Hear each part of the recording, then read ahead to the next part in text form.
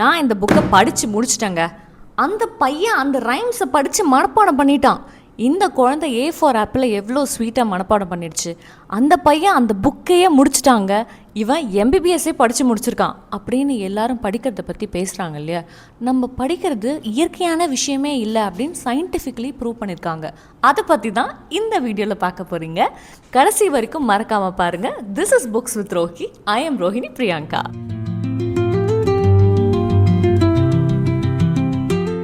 ஆமாங்க, நீங்கள் கேட்டது உண்மையாகவே கரெக்டு தான். நம்ம புக்கெல்லாம் படித்து புரிஞ்சுக்கிறது ஒரு இயற்கையான விஷயமே கிடையாதான். மனிதர்கள் பிறந்த காலத்தில் படிக்கிறதுக்கோ லாங்குவேஜை புரிஞ்சுக்கிறதுக்கோ பிரெயின் சர்க்கியூட்டில் எந்த ஒரு அமைப்புமே கிடையாது.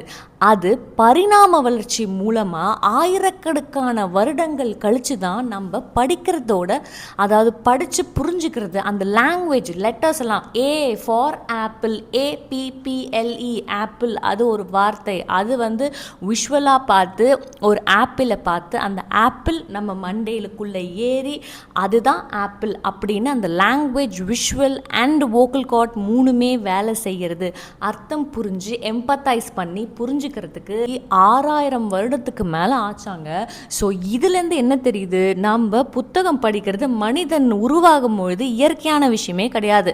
அப்போ இருக்கிற மூளை என்ன சொல்லுது அப்படின்னா, நம்ம மூளை வெறும் பார்க்குறதும் வோக்கல் கார்டு அசைகிறது மட்டும்தான் சர்க்கியூட். அந்த மூளைக்குள்ளே இருக்கிற நியூரான்ஸ் அந்த மாதிரி தான் சர்க்கியூட் ஆகிருக்கு. அதுக்கப்புறமா தான் நம்ம எப்படியெல்லாம் அந்த வார்த்தைகளை உருவாக்கியிருக்கோம். அந்த வார்த்தைகளை உருவாக்கி அதை படித்து மற்றவங்க கிட்ட கம்யூனிகேட் பண்ணுறது, நம்ம புரிஞ்சுக்கிறது அப்படின்ற விஷயம்லாம் அதுக்கப்புறம் தான் எவல்யூஷன் ஆச்சு அப்படின்னு சொல்லி கண்டுபிடிச்சிருக்காங்க. ஸோ இது நம்மளுக்கு தெரியாத விஷயம் தான். நான் நினச்சேன், ஸோ ஆதி காலத்து மனுஷங்கிட்ட நீ ஒரு புக்கை காமிச்சு அவனை உட்காந்து படிக்க சொல்ல அப்படின்னா அவனுக்கு கண்டிப்பாக மண்டையில் ஏறியிருக்காது. இது பரிணாம வளர்ச்சியின் மூலமாக 6000 வருடத்திற்கு அப்புறமா தான் நம்ம புக்கை படிக்கக்கூடிய தன்மை நம்மளுக்கு கிடச்சிருக்கு அப்படிங்கிறத தெரிஞ்சுக்கிறோம். ஸோ அதை பற்றி தான் இப்போ டீட்டெயிலாக சொல்ல போகிறேன். சுமேரியன் கியூனிஃபார்ம் அப்படின்ற ஒரு எழுத்து வடிவம் தான் முதல்ல 3300 BCயில் கண்டுபிடிச்சிருக்காங்க அப்படிங்கிறது நம்ம இப்போ கண்டுபிடிச்சிருக்கோம். ஸோ அதுதான் எழுத்து வடிவமாக ஆரம்பிச்சிருக்காங்க. அது ஒரு சிம்பிள் வடிவமாக ஒரு கியூனிஃபார்ம் அது. ஸோ அதை பார்த்து மக்கள் புரிஞ்சு அதை வச்சு அவங்க அர்த்தம் பண்ணி அதை நம்ம நாலேஜை பதிவு பண்ணுறாங்க. புரியுதுங்களா? அந்த பதிவு பண்ணி புரிஞ்சுக்கிறதே பரிணாம வளர்ச்சிக்கு அப்புறமா தான், அதாவது மனிதன் பிறந்து வெகு காலங்களுக்கு அப்புறமா தான் அதை உருவாக்கப்பட்டு, ஏன் நம்ம நினைக்கிறத ஏன் ஒரு எழுத்து வடிவமாக சொல்லி மற்றவங்களுக்கு கம்யூனிகேட் பண்ணக்கூடாது, அதை ஏன் எழுத்து வடிவமாக நம்ம படித்து புரிஞ்சுக்கக்கூடாது. லிட்ரேச்சர் அப்படின்னு அந்த தாக்கத்தை, அந்த மாற்றத்தை ஏற்படுத்தினது அந்த 3300 BCக்கு அப்போ தான், சுமேரியன் காலத்தில் தான். அதே சுமேரியன் யூனிஃபார்ம் பண்ணிகிட்ருக்கிற காலத்தில் தான் ஈஜிப்ஷியன் ஹீரோகிளிஃபிக் கண்டுபிடிக்கப்பட்டிருக்கு. அந்த பக்கமும் அதே ஒரு ஸ்டைமில் அதே சிம்பிள்ஸ் எல்லாம் ப்ரிப்பேர் பண்ணி அந்த மக்கள் ஹீரோகிராஃபிக் ஒரு லிட்ரேச்சர் ஃபார்மில் எழுத்து வடிவமாக மக்களுக்கு புரிகிற மாதிரியும் அர்த்தங்கள் பரிமாறுற மாதிரியும் சிம்பிள்ஸ் வடிவமாக இது பண்ணியிருக்காங்க. ஸோ இதுதான் ஒரு எழுத்து வடிவம் தொடக்கம், படிக்கிறதுக்கான தொடக்கம். பார்த்து அதை புரிந்து கொண்டு விஷுவலைசேஷன் ஆகி அதை அர்த்தம் மூளையில் வச்சு அதை வெளியில் கம்யூனிகேட் பண்ணுறதுக்கும் அதை படித்து மூளையில் ஏற்றிக்கிறதுக்கும் அதை எழுதுறதுக்கும் கொண்டு வந்த காலங்கள் 3300 BCயில் ஆரம்பிச்சிருக்காங்க. அப்போ அதுக்கும் முன்னாடி மனிதம் இருந்திருக்கு இல்லையா. அப்போ என்ன பண்ணியிருப்பாங்கன்னு எனக்கு தெரியல சத்தியமாக, அப்படின்னு சொல்லி பேசியிருப்பாங்கன்னு நினைக்கிறேன். இல்லை கண்ணாலே ஜாடை பண்ணியிருப்பாங்கன்னு நினைக்கிறேன். இல்லை சவுண்டு மூலமாக எடுத்துருப்பாங்கன்னு நினைக்கிறேன். ஸோ இது நம்ம நினைக்கிறத லிட்ரேச்சர் வடிவமாக, படிப்பு வடிவமாக எழுதி அதை கம்யூனிகேட் நமக்குள்ளேயே எம்பத்தைஸ் பண்ணுறதுக்கு அந்த மூளை சர்க்கியூட் ஃபார்ம் ஆனது ரொம்ப காலங்கள் 6000-7000 வருடங்களுக்கு அப்புறமா தான் அந்த மூளையில் அந்த பரிணாம வளர்ச்சி மனிதனுக்கு ஏற்பட்டிருக்கு அப்படின்னு சொல்லி கண்டுபிடிச்சிருக்காங்க. ஸோ இது ரொம்ப ஒரு டிஃப்ரெண்ட்டாக இல்லை, சூப்பராக இல்லை இது. எனக்கு அது கேட்ட உடனே ரொம்ப சந்தோஷமாக இருந்துச்சு. அதுக்கப்புறம் இந்த ஈஜிப்ஷியன்ஸு, அந்த சுமேரியன்ஸ் அவங்கெல்லாம் அந்த எழுத்து வடிவத்தை, அந்த ஓவியம் வடிவத்தை லிட்ரேச்சராக ஒரு ரைட்டிங் மாடலில் நம்ம எடுத்துகிட்டு வரும்போது காலங்கள் மாற மாற எழுத்து வடிவமும் எழுத்துக்கள் சேர்ந்து ஒரு வேர்டு வடிவமாகவும் அதை பார்க்க பார்க்க எழுத எழுத நம்ம ஒரு கிராமர், ஒரு இலக்கியம், தமிழில் இலக்கியம், ஒவ்வொரு நாட்டில் ஒவ்வொரு வடிவம். சைனீஸ் லாங்குவேஜஸ் இருக்குது, இஜிப்ஷியன் லாங்குவேஜ் இருக்குது, அப்புறம் இங்கிலீஷ் இருக்குது, அப்புறம் நிறைய லாங்குவேஜஸ் இருக்கு இல்லையா, அந்த மாதிரி நிறைய லாங்குவேஜஸில் எழுத்து வடிவங்களை எழுத பண்ண மாத்திரைகள், இலக்கணங்கள், இலக்கியங்கள் இந்த மாதிரிலாம் பரிணாம வளர்ச்சி காரணமாகத்தான் நம்ம மூளை வந்து அதுக்கு வந்து மாறி இருக்கு அப்படின்றத சொல்லியிருக்காங்க.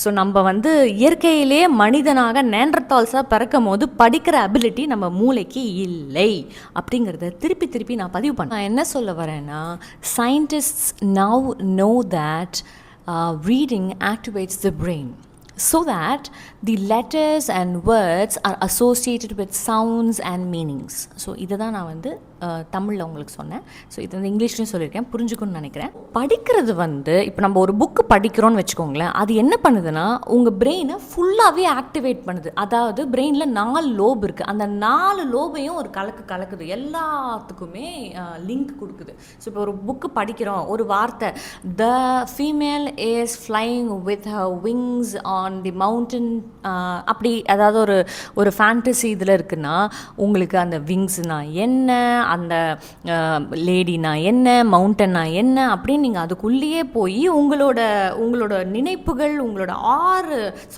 4 லோப்ஸும் வந்து அந்த பிரெயின் லோப்ஸும் வந்து அதுக்காக ஒர்க் பண்ணுது, அது ஆக்டிவேட் ஆகுது அப்படின்னு சொல்கிறாங்க. அது மட்டும் இல்லாமல் நம்ம படிக்கிற லாங்குவேஜும் பிரெயினை வந்து அப்படியே மோல்ட் பண்ணி ஷேப் பண்ணுது அப்படின்னு சொல்கிறாங்க. இப்போது ஃபார் எக்ஸாம்பிள் வந்து ஒரு Chinese writing and reading language எப்படி இருக்கும், ரைட்டிங் லாங்குவேஜ் எப்படி இருக்கும்னா அது வந்து லோகோகிராஃபிக், அதாவது ஒரு சிம்பிளைசேஷன் மாதிரி இருக்கும். இப்போ வந்து ஒரு மரம்னா அந்த மரத்தை வந்து சிம்பிளைஸ் பண்ணி அந்த ஒரு வார்த்தையாகவே ஒரு லோகோகிராஃபிக் நீங்கள் போட்டு பார்த்தீங்கன்னா கூகுளில் தெரியும். ஸோ அந்த சைனீஸ் லாங்குவேஜ் படிக்கும்பொழுது என்ன ஆகுதுன்னா நம்மளோட visualisation part of the brain, அதாவது பின்மூலையில் பின்னாடி இருக்கும், அந்த visualisation part of the brain வந்து நமக்கு வந்து ஒர்க் பண்ணு. பின்மூலைனா சிறுமூலை கிடையாது, பின்னாடி இருக்கும் அந்த லோபு. ஸோ அந்த visualisation part of the brain வந்து ஆக்டிவேட் ஒர்க் பண்ணுது சைனீஸ் லாங்குவேஜ் படிக்கும் போது, rather than letter language like English, Tamil அப்படின்ற லெட்டர் லாங்குவேஜ் படிக்கும்போது வேறு பார்ட் ஆஃப் த பிரெயின் வந்து அதிகமாக ஒர்க் பண்ணுது அப்படின்னு சொல்கிறாங்க. ஸோ ஒரு இதெல்லாம் பார்க்கும்பொழுது கேட்கும்பொழுது நம்ம மூளை இவ்வளோ ஒர்க் பண்ணியிருக்கா, அதுவும் நம்ம தத்திமாடாக இருந்து நேண்டர்தால்ஸாக இருக்கும் போது நம்ம வந்து ஒன்றுமே இல்லாமல் மூளை வெறும் ஹண்ட் பண்ணி சாப்பிட்ற இந்த மூளை அப்படியே பரிணாம வளர்ச்சியால் சர்க்கியூட்டு நியூரான்ஸ் எல்லாம் வளர்ந்து இந்த அளவுக்கு வந்திருக்கா அப்படின்னும் போது உண்மையிலேயே வந்து நம்ம ஒருத்தரை பாராட்டிக்கக்கூடிய விஷயம். இதை வந்து ரொம்ப அழகாக ரிசர்ச் பண்ணி ரொம்ப அழகாக நம்மளுக்கு சயின்டிஸ்ட்லாம் சொல்லியிருக்காங்க. எக்ஸாம்பிளாக ஒரு விஷயம் சொல்கிறாங்க, அதாவது ஒரு பைலிங்குவல் ஹியூமன் பீயிங், அதாவது அவருக்கு 2 லாங்குவேஜ் தெரியும், சைனீஸ் அண்ட் இங்கிலீஷ். அந்த 2 லாங்குவேஜ் தெரிஞ்சவருக்கு திடீர்னு ஸ்ட்ரோக் வந்துடுது. அந்த ஸ்ட்ரோக் வந்த பிறகு அவர் ரிக்கவர் ஆகும்பொழுது அவருக்கு சுத்தமாக சைனீஸ் லாங்குவேஜ் படிக்கவும் தெரியல, பார்க்கவும் தெரியல, எதுவுமே புரியல அவருக்கு. சைனீஸ் பார்த்தாலே ஏதோ வித்தியாசமாக மறந்துட்டார் சுத்தமாக.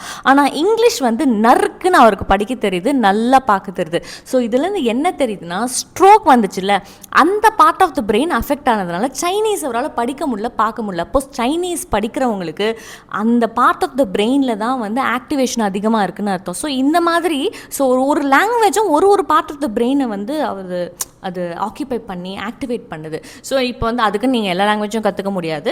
நான் என்ன சொல்கிறேன்னா, படிக்கிறது அப்படிங்கிறது வந்து ஒரு அபூர்வமான ஒரு விஷயம். பார்த்து அதை வந்து அதுவும் நீங்கள் புக்கில் தான் படிக்கணும். அது இன்னொரு டாபிக் நான் வரேன் அதுக்கு. ஆக்சுவலி நிறைய பேர் டிஜிட்டலில் படிக்கிறீங்க, டிஜிட்டலில் படிக்கிறது ரொம்ப மட்டமான ஒரு வேலை, புக்கில் தான் படிக்கணும்னு அதுவும் ஒரு சயின்டிஃபிக் ரிசர்ச் இருக்குது, வரேன் அதுக்கு. இந்த மனுஷனுக்கு அந்த விஷுவலைசேஷன் பார்ட் ஆஃப் த, இப்போ விஷுவலைஸ் பண்ணி அதை வந்து நம்ம புரிஞ்சுக்கிற ஒரு லாங்குவேஜ் இருக்குல்ல, சிம்பிளைஸ்டு லோகோகிராஃபிக் சிம்பிள் பண்ணி அதை பார்த்து படிக்கிற ஒரு இது இருக்கு இல்லையா, அந்த இடத்துல ஸ்ட்ரோக் வந்து பாதிக்கப்பட்டதுனால அவருக்கு சைனீஸ் லாங்குவேஜும் சைனீஸ் லெட்டர்ஸும் மறந்து போச்சு. இங்கிலீஷ் மட்டும் ஞாபகம் இருக்குது. இது கொஞ்சம் டிஃப்ரெண்ட்டாக இல்லை. ஸோ அதை ப்ரூவ் பண்ணியிருக்காங்க. அதில் நீங்கள் என்ன லாங்குவேஜ் படித்தாலும் சரிங்க, அந்த படிக்கிறதுனால உங்கள் மூளையில் மட்டும் இம்பேக்ட் ஏற்படலை, அந்த சர்க்கியூட் லெவலில், அந்த நியூரான்ஸ் லெவலில் மட்டும் இம்பேக்ட் ஏற்படலை, உங்கள் ஃபிசிக்கல் பாடியிலையும் இம்பேக்ட் ஏற்படுது அப்படின்னு சொல்கிறாங்க. ஃபார் எக்ஸாம்பிள், இப்போ நீங்கள் ஒரு ஹாரர் புக் படிக்கிறீங்கன்னு வச்சுக்கோங்களேன், அங்கே ஒரு டிஸ்கஸ்டிங்காக பிளட்டு அது இதுன்னு கோரமாக ஏதாவது கோரியான விஷயங்கள் இருந்ததுன்னா உங்களுக்கு அப்படியே வயிறெல்லாம் புரட்டி நாசியேட்டிங் ஃபீலிங் எல்லாம் வரும். அதுக்கு காரணம் வந்து நீங்கள் படித்து உங்கள் மூளைக்கு போய் மூளை ஃபிசிக்கலி வந்து உங்களை வந்து எம்பத்தைஸ் பண்ண வச்சு அந்த கேஸ்ட்ரோ என்ட்ராலஜிஸ்ட் அந்த இது விஷயங்கள்லாம் பண்ணி நாசியேட்டிங் ஃபீலிங்லாம் கொண்டு வருது. பைல்லாம் செக்ரெட் ஆகி வெளியிலாம் வரும் இல்லைங்களா, அந்த மாதிரி ஒரு ஃபீலிங்லாம் கொண்டு வரதுக்கு ரீடிங் ஒரு விஷயமாக இருக்குது. இட் டசன், அதாவது என்ன சொல்ல வரேன்னா, இது வந்து பிரெயினை மட்டும் இம்பேக்ட் பண்ணல, உங்கள் ஃபிசிக்கலாகவும் இது இம்பேக்ட் பண்ணுது அப்படின்னு சொல்கிறாங்க. அது மாத்திரம் இல்லாமல் நம்ம மூளை வந்து ஈஸிலி அடாப்டபிள். அதாவது இப்போ அந்த சர்க்கியூட் வந்து ஃபார்ம் ஆயிடுச்சு இல்லை பரிணாம வளர்ச்சியில். ஸோ அந்த மூளை வந்து ஈஸியாக அடாப்ட் பண்ணிக்கும். புது புது டெக்னாலஜி கற்றுக்கிறதுல அப்படியே நம்ம மோல்டு பண்ணிக்கும் அந்த மூளை. அந்த சர்க்கியூட் அந்த மாதிரி தான் அமைக்கப்பட்டிருக்கு, அந்த மாதிரி மாறி இருக்குது பரிணாம வளர்ச்சி மூலமாக. ஸோ இப்போ என்ன பண்ணுறோம், புக்கில் படிச்சுட்டு இருந்தோம். இப்போ டிஜிட்டலைசேஷன் வந்துட்டதுனால எல்லாரும் டேப்பில் ஸ்க்ரோல் பண்ணி படிக்கிறாங்க, ஃபோனில் ஸ்க்ரோல் பண்ணி படிக்கிறாங்க. ஸோ இதனால் என்ன ஆகுது அப்படின்னு சொல்கிறாங்க சயின்டிஃபிக்கானா, மோஸ்ட் ஆஃப் த டைம் நீங்கள் வந்து ஃபோனில் படிக்கும் போதோ டேப்பில் படிக்கும் போதோ things are it's a passive scrolling தான் சொல்லுவாங்க. ஆக்டிவான விஷயங்கள் நம்ம எதுவும் பண்ணுறது கிடையாது.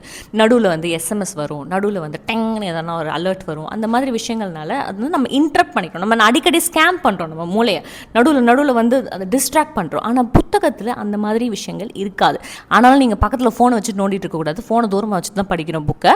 ஏன்னா அதுவும் ஒரு பாசிவ் ரீடிங் ஆகிடும். அப்புறம் ஒரு சில ரிசர்ச் வந்து சொல்லுது, இந்த மாதிரி குழந்தைங்க மொபைல் ஃபோன்ஸ் இயர்லி ஏஜில், அவங்க குழந்தைங்களா இருக்கும் போது மொபைல் ஃபோன்ஸ் அதிகமாக பார்த்து யூஸ் பண்ணுறவங்க வந்து அவங்க அகாடமிக்ஸில் அவங்க வாழ்க்கையில் லேட்டராக வேர்ஸ்ட்டாக பெர்ஃபார்ம் பண்ணுறாங்க அப்படின்னு ஒரு ரிசர்ச் பண்ணி அதையும் வந்து சொல்லியிருக்காங்க. சின்ன வயசுலேயே நம்ம ஃபோனை கொடுத்து ஒரு 12 வயசுக்குள்ளே நல்லா அது எல்லா வேலையும் பார்க்கும், அந்த மாதிரி பெருமையாக வேறு இருப்பாங்க. இப்போல்லாம் வந்து சாப்பாடு ஊட்டும் போதே ஃபோனை கொடுத்துட்றாங்க குழந்தைங்க. ஸோ அது என்ன அப்படின்னா, நான் கொடுக்க வேணான்னு சொல்லலை, I know the stress level of mothers too. So இருந்தாலும் அந்த மாதிரி குழந்தைங்களுக்கு வந்து நம்ம மொபைல் ஃபோன்ஸு, மொபைலில் படிக்கிறது, மொபைலில் டிஜிட்டலைசேஷன் நிறைய பண்ணுறதுனால அவங்க வந்து அகாடமிக்ஸில் லேட்டர் லைஃப்பில் வேர்ஸ்ட்டாக பெர்ஃபார்ம் பண்ணுறாங்க அப்படின்னு ரிசர்ச் சொல்லுதான்.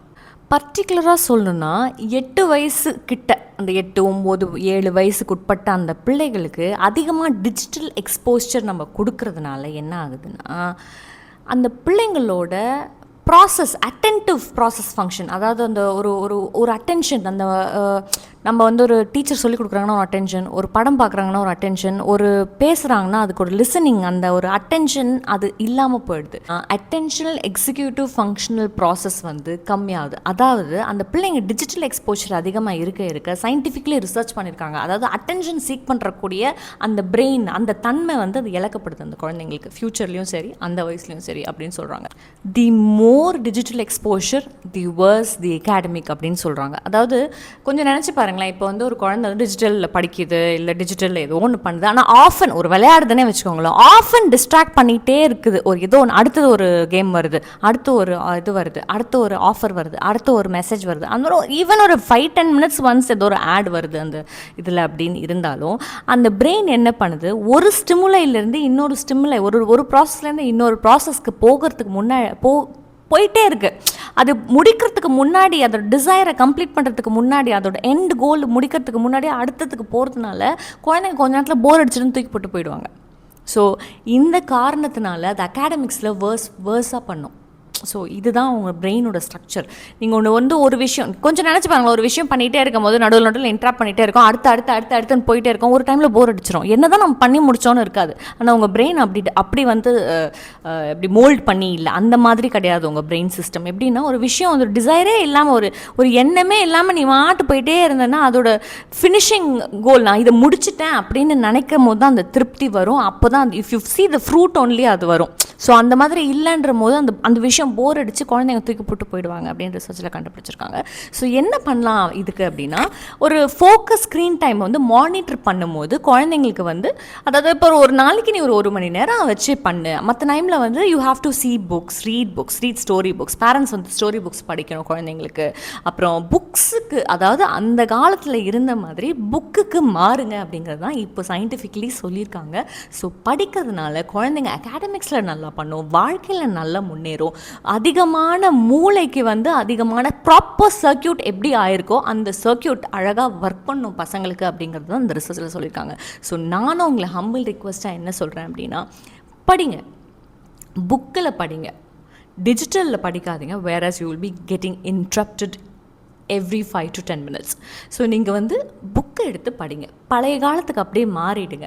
புத்தகத்தை பார்த்து ஒவ்வொரு வார்த்தையும் உள்ளே பதிவு பண்ணி, அதை வந்து சிம்பிளைஸ் பண்ணி, அதை வந்து எம்பத்தைஸ் பண்ணி, உங்களோட பாடி அண்ட் பிரெயின் எல்லாத்தையும் வந்து ஒன்றா அது கூட டான்ஸ் ஆட வைங்க. ஸோ இந்த மாதிரி விஷயங்கள் தான் சயின்டிஃபிக்கலி ப்ரூவ் பண்ணியிருக்காங்க. ஸோ என்ன சொல்கிறாங்கன்னா, ரீடிங்லேயே வந்து 2 வகையாக இருக்குது. ஸ்கிம் பண்ணுற மாதிரி ரீடிங். நான்லாம் என்ன பண்ணுவேன், ஒரு ரொம்ப சூப்பரான ஒரு புக்காக இருக்குது அப்படின்னா அப்படியே முடிக்கணும் அப்படின்னு அப்படியே கடைசி பக்கம் வந்துட்டு ஸ்கிம் பண்ணிட்டு போவேன். மேலாக்க சைன் படிச்சுட்டு போயிடுவேன். ஸோ அந்த மாதிரி இல்லாமல் டீப் ரீடிங்னு எடுத்துட்டுமா அப்படியே உள்ள நான் எங்கே இருக்கேனே தெரியாது. ஸோ அந்த மாதிரி டீப் ரீடிங் படிக்கணும். ஸோ அந்த டீப் ரீடிங் பண்ணும்போது என்ன ஆகுது அப்படின்னா, உங்களோட பிரெயின், உங்களோட பாடி, உங்களோட மனசு, உங்களோட எல்லாமே அது உள்ளே இறங்கி உங்கள் கேரக்டரையே மாற்றும், உங்களோட பழக்க வழக்கங்களை மாற்றும், உங்களோட தன்மையை மாற்றும், உங்கள் பாடியை மாற்றும், உங்கள் பிரெயின் சர்க்குலேஷனை மாற்றும். ஸோ இந்த மாதிரி நிறைய விஷயங்கள் இருக்குது. ஸோ சயின்டிஃபிக்காக இதெல்லாமே ப்ரூவ் பண்ணியிருக்காங்க. ஸோ என்னோடய ஹம்பிள் ரிக்வெஸ்ட் என்னென்னா, ஒரு மனிதன் நேன்றத்தாலாக இருந்து, அதாவது மனுஷன் வந்து உருவாகின காலத்துலேருந்து ரொம்ப கஷ்டப்பட்டு எத்தனையோ 1000 வருடங்களுக்கு அப்புறம் தான் படிக்கிறது அப்படிங்கிறத ஒரு விஷயம் அந்த பிரெயின் அடாப்ட் பண்ணிக்கிச்சு.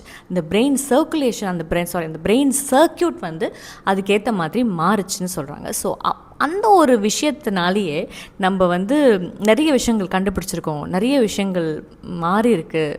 இப்போ புக்கு, டிஜிட்டல், அப்படி இப்படி நிறைய வேர்ல்டு மாறி இருக்குது. ஸோ என்ன தான் இருந்தாலும் அந்த டிஜிட்டல் போகிறதுனால நம்மளுக்கு என்னென்ன ப்ராப்ளம்ஸ் இருக்குது, எப்படியெல்லாம் நம்ம மூளை டிஸ்ட்ராக்ட் ஆகுது, அதனால எந்த ஒரு பயனும் அதிகமாக இல்லை அப்படிங்கிறத நமக்கு தெரிஞ்சிருப்பீங்க அந்த வீடியோவில். ஸோ புக்கு படிக்கிறதுனால எவ்வளோ நன்மைகள் அப்படிங்கிறதும் தெரிஞ்சிருப்பீங்க. ஸோ இந்த மாதிரி விஷயங்கள் யூஸ்ஃபுல்லாக இருக்கும்னு நினைக்கிறேன். ஸோ மறக்காமல் சப்ஸ்கிரைப் பண்ணுங்கள். இந்த விஷயத்தை உங்கள் ஃப்ரெண்ட்ஸ்க்கு, உங்கள் ஃபேமிலிக்கும் ஷேர் பண்ணுங்கள். தேங்க்ஸ் ஃபார் வாட்சிங். பாய்.